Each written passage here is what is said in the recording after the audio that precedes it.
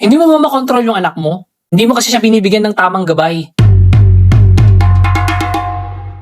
Balik ulit tayo guys sa isang bagay na alam kong pinoproblema ng marami. Yan yung ugali ng mga bata na minsan parang walang boundaries. Alam nyo ba na yung ugali ng mga anak natin, hindi lang yan basta-basta. Kadalasan, reflection yan ng kawalan ng gabay natin sa bahay. Aminin man natin o hindi. Naalala ko guys one time, nasa birthday party kami ng classmate ng anak ko. Bigla siya nagtantrum dahil hindi niya nakuha yung gusto niyang laruan ng classmate niya. Lahat ng tao doon sa birthday, nakatingin sa amin, yung iba nakangiti, yung iba nagulat. Sobrang nahiya ako kasi hindi naman namin bahay yun. Ba't sa bahay nahayaan ko lang siya?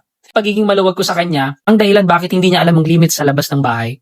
Doon ko na-gets guys na mga bata, kailangan nila ng boundaries para matuto sila ng self-control. Para alam nila kung ano ang tama at mali. Kung wala silang gabay kasi, para silang barkong walang kapitan. Mawawala sila sa tamang daan. Kaya ang pagiging uninvolved sa pagdidisiplina ay may malaking epekto sa kanilang pag-uugali. Di lang sa loob ng bahay, kundi pati na rin sa school at sa labas ng bahay.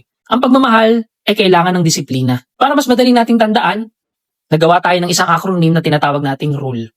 R-U-L-E. Una, rule or rules. Gumawa tayo ng simpleng rules sa bahay. Hindi pwedeng gumamit ng gadget habang kumakain o dapat mag-ayos ng laruan bago matulog.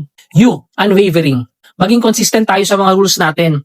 Huwag yung ngayon lang, kailangan ng consistency guys. Dapat ganito ngayon, bukas ganito din at sa mga susunod na araw. Kung sinabi mong bawal, panindigan mo. I-implement mo. L stands for love. Mahalin at gabayan mo ang anak mo. Di kailangang sumigaw. I-explain mo lang sa kanya ang dahilan kung bakit may rules. Ipakita mo sa kanya kung bakit ganun dahil mahal mo siya. Pinakauli sa lahat, letter E or explain. Ipaliwanag mo sa anak mo yung mga consequences ng bad behavior. At kapag nagawa niya yung mga bagay na mali, panindigan mo ang mga consequences. Sa ganyang paraan, matututo talaga yung mga anak mo. Kaya guys, tandaan natin, ang rules at boundaries ay hindi parusa. Ito ay pagmamahal na may gabay para lumaki siyang may respeto sa iba at sa sarili niya. Ikaw, mami at daddy, paano mo tinuturuan ng anak mo ng boundaries nang hindi ka nagsisisigaw? Share mo naman yung tips mo sa comment section para makatulong ka rin sa iba.